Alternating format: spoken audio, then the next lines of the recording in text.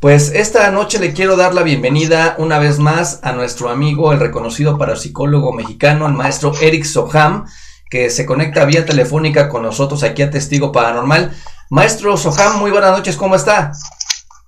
Muy bien, Eduardo, buenas noches, queridos amigos. Muy bien. Pues gracias por aceptar esta comunicación, maestro, y coméntenos cuál es su punto de vista referente al caso que acabamos de ver en Testigo Paranormal, referente a estas dos jóvenes que habrían jugado a la Ouija y aparentemente habrían entrado en problema de posesión demoníaca. Bueno, fíjate que este es un caso muy interesante y muy complejo. No todo es exactamente lo que representa la forma en que se observa, pero también sí lo es. Aquí en este caso, con estas dos jóvenes, hubo un aspecto que conjuntó determinados factores para que esto pudiera suceder. Sí. Cuando nosotros hablamos de una posesión, estamos hablando de que un ser invasor, exógeno, o sea, completamente ajeno a una persona, ha penetrado en el cuerpo gradualmente hasta que toma el comando y desplaza a la esencia de la persona, o la somete en el cuerpo o la desplaza fuera del cuerpo para poder ejecutar pues todo lo que desee utilizando el cuerpo como propio. Sí. Eso es una posesión, pero sin embargo también una posesión puede ser no necesariamente porque un demonio desplace a la esencia de ese cuerpo fuera de él, sino porque la misma persona abandone el cuerpo por alguna razón, que son muchas. Si nosotros, por ejemplo, recorremos, explico esto porque esto tiene que ver directamente con este caso. Explico esto para que se pueda entender un poco más el contexto de lo que sucedió ahí. Cuando un niño se espanta, generalmente deja de dormir o duerme con muchas dificultades, deja de comer y su personalidad cambia. Entonces la gente dice, hay que curar a este niño de espanto. Entonces lo que hacen bajo determinadas técnicas es, ¿qué es curar de espanto? Que la parte esencial se sale del cuerpo, no porque alguien le empuje, sino por algunas circunstancias que lo generan, y entonces queda fuera de ese cuerpo y el cuerpo queda prácticamente pues desamparado. Entonces lo que hacen a través de estas técnicas es regresar a ese niño a su cuerpo para que entonces pueda volver otra vez a tener pues condiciones normales y probablemente ya seguramente mucho menos miedo y pueda empezar a tener sus actividades que le permitan dormir y que le permitan comer de una manera normal. Sí. En ambos casos, aunque son diferentes, el cuerpo se queda solo. En el caso de Querétaro, esto fue un caso en Querétaro muy interesante, era una familia a donde por razones de algunos eventos y de algunas experiencias muy fuertes, estas hermanas habían salido de su cuerpo. Cuando nosotros tenemos una emoción fuerte, salimos del cuerpo. El cuerpo no es más que un vehículo, es un recipiente en el cual se encuentra el espíritu, la parte esencial, y el alma es lo que sirve de vínculo entre ambos. Si nosotros vemos, por ejemplo, lo que es la teoría espírita que desarrolló Allan Kardec, él hablaba precisamente de esto, que el alma, él no le llama alma, le llama periespíritu, porque es lo que hace posible que se junten ese cuerpo físico que le fue asignado a ese espíritu y el espíritu en sí a través del alma, que es el vínculo. Entonces, aquí en este caso, recordarás, Eduardo, que estas chicas pues estaban ausentes completamente, de repente tenían actitudes pues extrañas, raras, en ocasiones agresivas, Sí. Y evidentemente pues se contemplaba que fuera una posesión, pero no todas las posesiones por inicio de cuentas son iguales. Ellas estaban en las condiciones en que había seres que las tomaban, pero a veces los seres no eran ni tan violentos ni tan perversos, pero sí se manifestaban, y se manifestaban tomando y usando el cuerpo de estas jóvenes. Sí. Entonces, inicialmente ese planteamiento de este caso, Eduardo. Bien, maestro, ¿por qué el juego de la Ouija puede desencadenar en problemas como la obsesión, la opresión, la posesión demoníaca e inclusive la muerte en los seres humanos? Bueno, vamos a recordar, nosotros en realidad no tenemos una cultura espiritual. Probablemente en la India y en algunos otros lugares se ha tenido de una manera más ordenada y clara, pero desgraciadamente en Occidente, pues nosotros siempre hemos visto que se considera el aspecto espiritual o energético. Cuando tú le nombras energético, la gente tiene otro concepto y tiene otra atención. Cuando le dices brujería, pues generalmente se chutea y ya va a empezar con sus cosas, con sus ideas y todo aquello. La gente siempre ha pensado, en virtud de que no tenemos esa cultura espiritual, que el mundo espiritual o el mundo energético pues es superstición, es superchería, es tenebroso, es raro y todo eso, pero no, es todo lo contrario, Eduardo. El mundo espiritual es donde tienen fundamento todas las leyes que operan en este plano de existencia en el que estamos, y nosotros nos movemos a través de la observación de esas leyes, y la creación se puede dar gracias a que esas leyes interactúan. Entonces nosotros vamos a ver que el mundo espiritual realmente es la ciencia más grande que existe, pero desconocida para nosotros. Entonces, cuando nosotros tenemos a una persona que por alguna razón deja ese cuerpo, pues ese cuerpo es susceptible de ser ocupado. Cuando nosotros jugamos a la Ouija tiene un origen incierto. De las investigaciones que yo llegué a hacer, por supuesto que existen en Europa y en Estados Unidos antecedentes de que había, y en Francia sobre todo, que había unas pequeñas tablillas con letras y símbolos y números que servían como un juego o como una forma de contacto con los espíritus.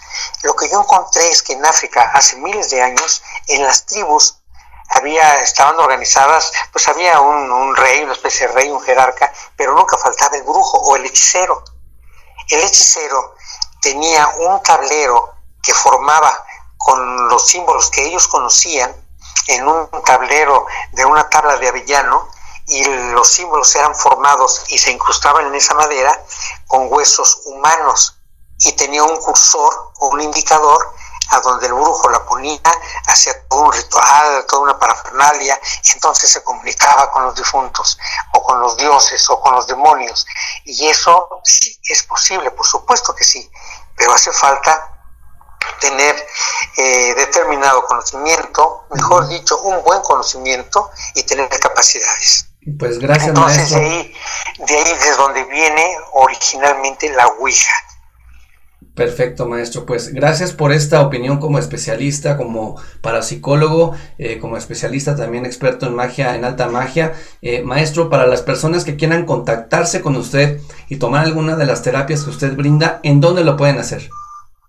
Bueno, el número del consultorio, que es un número fijo, es el de consultorio y se pueden concertar las citas, y en el otro número que voy a dar también es 55 57 39 0634, 55 57 39 0634, o directamente al número 55 21 98 4606, 55 21 98 4606. Y es importante esta concepción, una vez que la tabla empieza a tomarse ya como un medio, como un juego, nace inicialmente, pero se dan cuenta que puede ser un medio para comunicarse con seres incorpóreos. Y el nombre de Ouija viene de Ouija, oui en francés sí, y ja en alemán sí. Entonces sí, porque era lo que ellos buscaban para tener un contacto, que sí hubiera comunicación, que sí hubiera un contacto. Entonces, en Estados Unidos le llamaban Ouija board o Witchboard, la tabla de las brujas. Perfecto, pues. Ahora, sí, esta tabla tiene el método para comunicarse más completo. Uh-huh. No sé si recuerdan ustedes que hace algún tiempo, hace algunos años, estuvo muy de boga el juego con unos lápices, que se pone un lápiz arriba de otro lápiz, uh-huh, y entonces se hacen preguntas, y si el lápiz de arriba gira o se mueve, es de la forma en que nosotros podemos interpretar la respuesta, que se llama Charlie. Entonces la gente pensaba, ¿cómo es posible que un Charlie, que son solamente dos lápices, puedan revertir un peligro para un niño? Y esos dos lápices son exactamente lo mismo que la Ouija. ¿Por qué? Porque cuando alguien toma ese Charlie con esos dos lápices, o la tabla Ouija, su intención es comunicarse con un plano diferente al que nos encontramos, generalmente el plano de los muertos o de los espíritus. Entonces, no tenemos discernimiento espiritual para poder determinar qué clase de espíritu es el que se va a arrimar. Claro. Pero por estas condiciones de comunicación, pues no vamos a esperar a que se arrime un ángel o un arcángel, ¿verdad? Entonces, lo que realmente compromete, lo que realmente es un riesgo, es la actitud de la persona de querer comunicarse, porque eso provoca que haya una apertura en sus campos energéticos, y es la forma en que estos seres pueden encontrar la puerta para entrar. Entonces, esta es una parte muy importante que deben saber de la Ouija. En realidad, la Ouija pues no tiene que ser ni de avellano, ni los símbolos de huesos humanos, no. Puede ser una hoja de papel común y corriente donde le pongamos las letras, le pongamos todos y podamos usar un lápiz o una moneda para desplazarlo. Eso no es el peligro es la actitud de la gente, Eduardo, que es lo que provoca la apertura y el riesgo. No, pues bien interesante, maestro, y aquí en Testigo Paranormal veníamos mencionando precisamente cuáles son algunos de los oráculos muy similares a la Ouija, que son ya muy antiguos. Por ejemplo, Pitágoras utilizaba también una especie de Ouija con un círculo y unas letras en lo que era el piso, y de ahí interpretaba lo que era el mensaje de los espíritus. Finalmente, maestro, ¿algún mensaje que usted quiera dar, alguna recomendación para todas aquellas personas que nos están escuchando y viendo en estos momentos? Bueno, fíjate que el mundo espiritual, el mundo energético es un mundo fascinante y hermoso, pero debes entrar por la puerta grande, a través de conocimiento y a través de un guía que te lleve y que te proteja.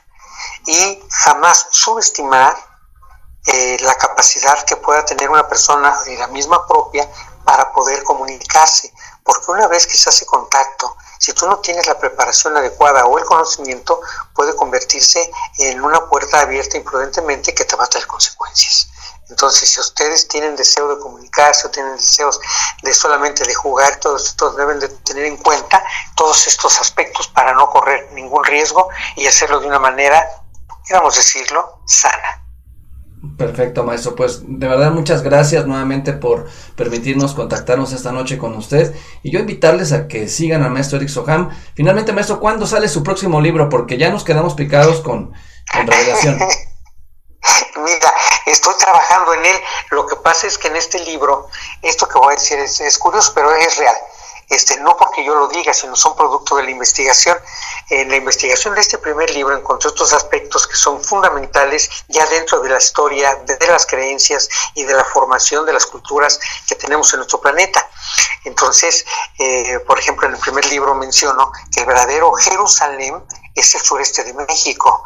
Y algo que no menciono ahí, pero que voy a comentar ahorita, y en el libro voy a poner todos los elementos y todas las pruebas fehacientes, no porque yo lo diga, sino a través de la historia oficial, y a través de las leyendas y a través de los accesos que se ha tenido a cuestiones arqueológicas que así lo demuestran, que el verdadero Israel es México. Sí, de hecho hay algunas investigaciones que he realizado, y por canalización también en sueños, y usted me lo puede corroborar o me puede decir estás equivocado, pero hasta donde tengo entendido, Tenochtitlán, o sea, la gran Tenochtitlán, era básicamente la ciudad de los descendientes de Caín, era la ciudad de Enoch, por eso se llamaba Tenochtitlán. Exacto, sí, porque la T en el prefijo del arameo significa el lugar de la posesión de Enoch, que era su guía, y Titlán, que es una combinación de lenguajes como el de Tenochtitlán, o Cuautitlán. Entonces, eso quiere decir el lugar de esa jerarquía que está ahí, unos con su patrono y otros con su guía. Y de las tribus perdidas de Israel, dos llegaron aquí. Una, que eran los Namesh, y la otra Efraín. Efraín se quedó en Estados Unidos, y los Namesh venían de un lugar que se llamaba Aslan. Y cruzaron y tenían por su patrono Enoch de buscar y formar su ciudad, a donde encontraron un águila con las alas abiertas devorando una serpiente en un islote. Y eso fue lo que hicieron. Si vemos la leyenda de los aztecas, ellos no venían de Aztlán, venían de Aztlán, y tenían por su dios patrono Huitzilopochtli el cometido de encontrar un águila devorando una serpiente en un islote. Entonces estamos hablando de la misma historia. Eduardo. Así es, pues un tema muy interesante que me gustaría en un futuro poder tocar con usted aquí de manera más amplia en Testigo Paranormal. Maestro, sabe que las puertas de este canal de YouTube y de este programa siempre están abiertas para usted. Reiterarle siempre mi amistad, mi cariño y bueno, pues mi compromiso ante usted y ante todos para llevarles la mejor información del mundo espiritual y del mundo paranormal. Muchas gracias, maestro. Claro que sí, Eduardo, con mucho gusto, sabes que es mutuo. Un fuerte abrazo para ti y para todos tus escuchas, que son muchísimos. Muchas gracias, maestro. Pues mi nombre es Eduardo Escoto, regresamos al estudio. No le cambie, por favor, comparta este video en sus redes sociales. Mi nombre es Eduardo Escoto y yo soy Testigo Paranormal. Regresamos al estudio.